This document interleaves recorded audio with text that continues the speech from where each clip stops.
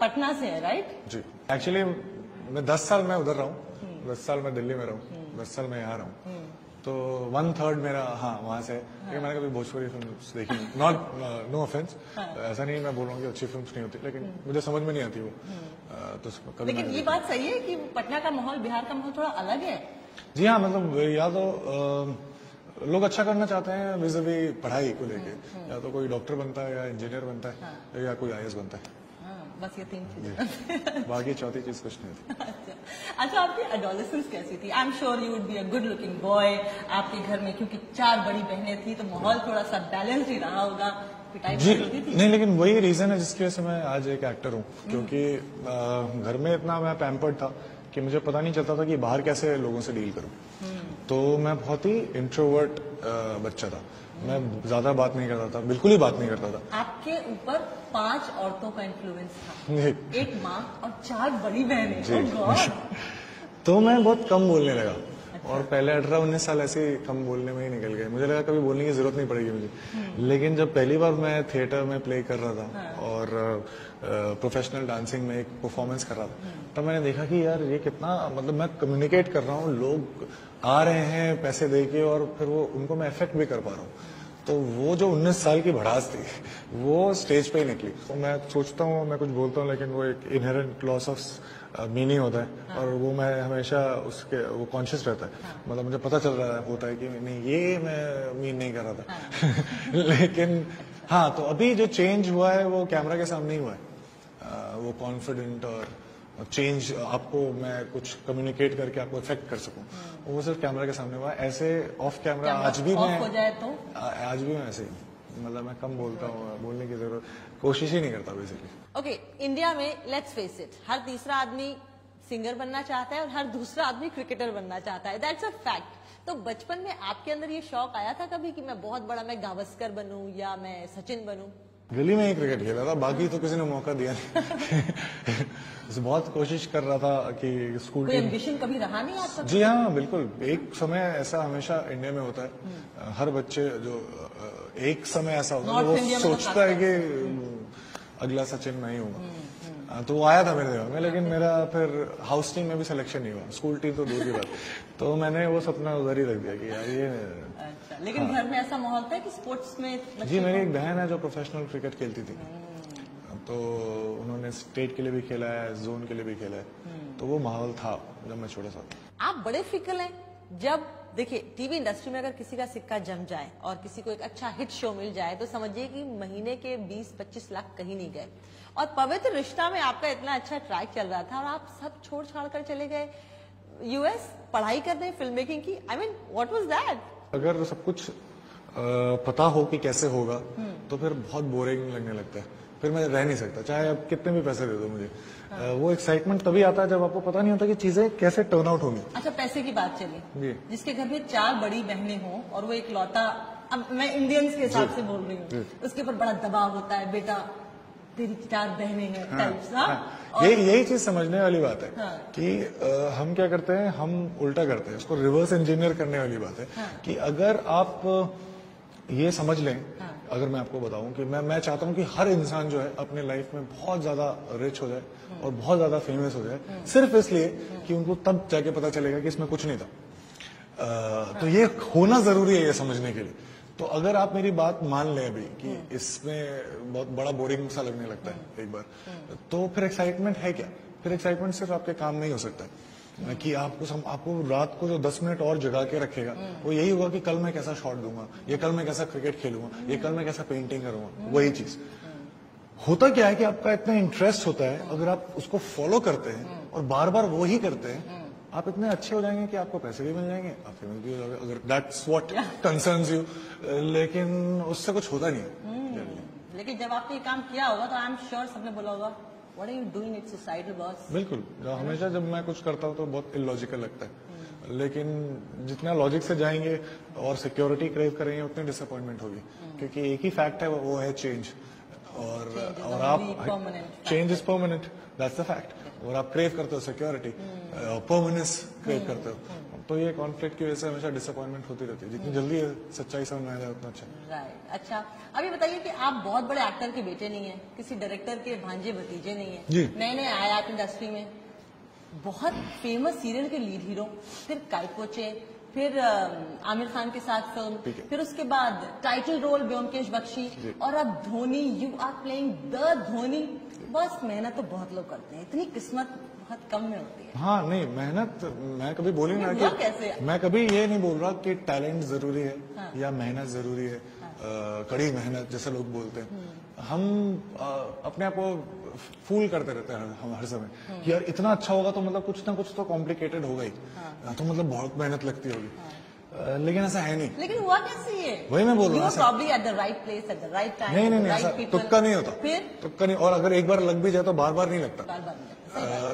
ये सिर्फ एक ही चीज की वजह से होता है जो हम इस फिल्म में भी दिखा रहे हैं बेसिकली, कि नो मैटर आप कहीं से भी हो, सारी हिस्ट्री अगेंस्ट हो, फैक्ट्स अगेंस्ट हो, लेकिन अगर आपको कैसे भी अपने आप को लॉजिकली कन्विंस करा दे कि जो आप सपना देख रहे हैं वो हो जाएगा, तो वो हो जाता है। When you need something very badly, it conspires. The universe conspires and it manifests for you. उसका बाय प्रोडक्ट ये होता है कि आप टैलेंट भी कल्टीवेट कर लेते हो, आप मेहनत भी बहुत कर लेते हो, क्योंकि आपको और कुछ समझ में आता ही नहीं, आपको वही करना होता है। तो लोगों के हिसाब से तो आप बहुत मेहनत कर रहे हो, आपके हिसाब से आप मजे कर रहे हो। तो सब कुछ बाय प्रोडक्ट, लेकिन बिलीफ सबसे इम्पोर्टेंट है। किसी की दुआएं लग रही हैं आपको, कोई है जो बहुत ज्यादा दुआ कर रहा है आपके लिए? दुआ लगे तो अच्छी बात है। ओके, धोनी आपको ऑफर कैसे हुई? हमने बहुत सारे स्पोर्ट्समैन पे बहुत सारी बायोपिक्स देखी हैं, जैसे फरहान अख्तर ने भाग मिल्खा भाग में अजहरुद्दीन को प्ले किया, इमरान हाशमी ने, शाहरुख खान ने मीर नेगी का रोल प्ले किया था, और अब आप धोनी प्ले कर रहे हैं बड़े पर्दे पर, पहली बार है। Dhoni we all know he is a very celebrated cricketer. तो वो प्रोसेस बताइए, हुआ क्या था उस दिन? फोन आया था आपको बुलाया था, हाउ डिड इट हैपन? मुझे नीलेश पांडे जी ने बुलाया जी, फिर?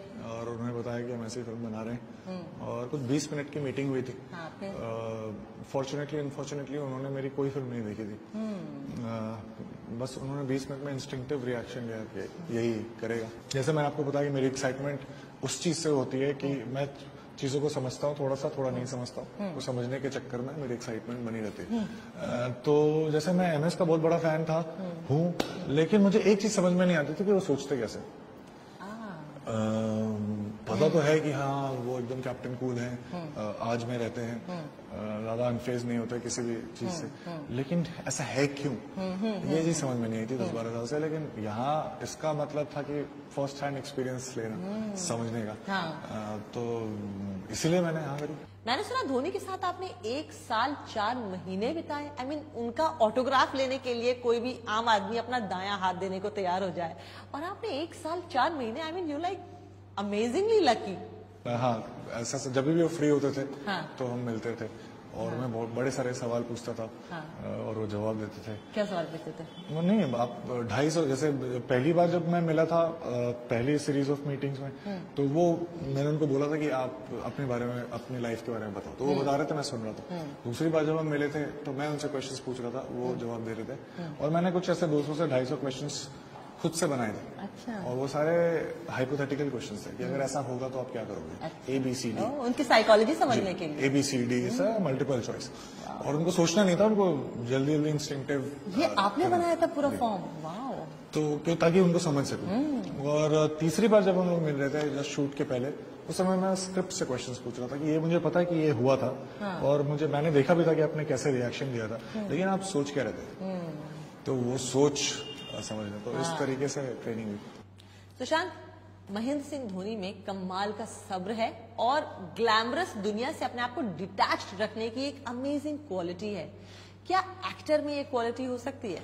बिल्कुल ही हो सकता है, और हमें ऐसा लगता है कि सब्र है क्योंकि वो अनफेज होते हैं, वो ज्यादा एंजाइटी नहीं होती उनके अंदर, तो हमें लगता है कि पेशेंट है। लेकिन पेशेंस तो तब होता है ना जब आप फ्यूचर के बारे में सोच रहे हो, और आप सोच रहे हो कि एक दिन कुछ अच्छा होगा, तब तक मैं ऐसा इसको सह लूंगा। ऐसा है ही नहीं, वो फ्यूचर में है ही नहीं, वो पास्ट में है ही नहीं, वो अभी में है। अगर आपसे बात कर रहे हैं तो अभी आपसे 100% आपको देख रहे हैं, आपको सुन रहे हैं, आपसे बात कर रहे हैं, तो ऐसा लगता है कि पेशेंट है। वो पेशेंट ऐसा वो क्वालिटी तभी होती है जब आप ऑब्सेस्ड हो फ्यूचर को लेके। वो फ्यूचर को लेके ऑब्सेस्ड नहीं है। वही आप भी सीख रहे हैं उनसे। In fact that is a similarity between you two, है ना? थोड़ा बहुत था, उसको थोड़ा बहुत बढ़ गया ऐसे फिल्म करते करते। वो कभी ब्रेक डाउन नहीं करते वाकई? आपने तो इतना वक्त बिताया उनके साथ। मैं ह्यूमन है, इमोशंस तो जनरेट हो गई, लेकिन उसके साथ क्या करना है ये डिफाइन करता है कि वो कौन है।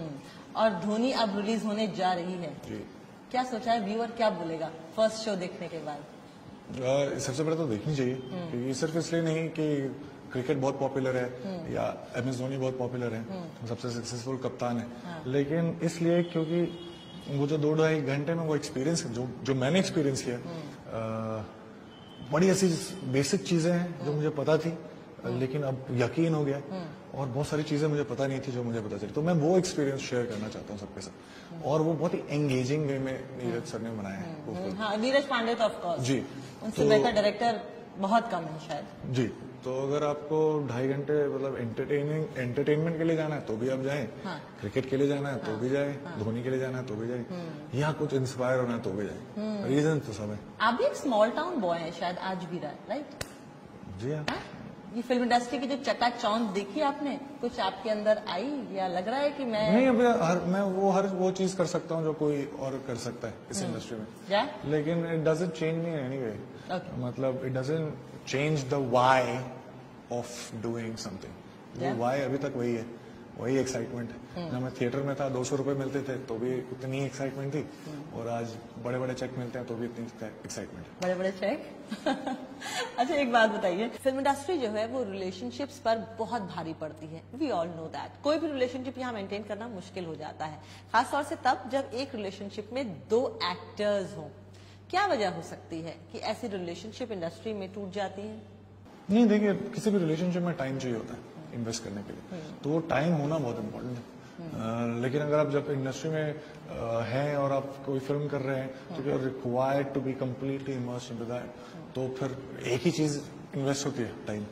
तो वहां पे थोड़ी सी आपको बैलेंस बनाने की जरूरत है, मुझे ऐसा लगता है। टाइम ना हो तो प्रॉब्लम हो जाती है। टाइम ना हो तो कभी भी प्रॉब्लम रहती है।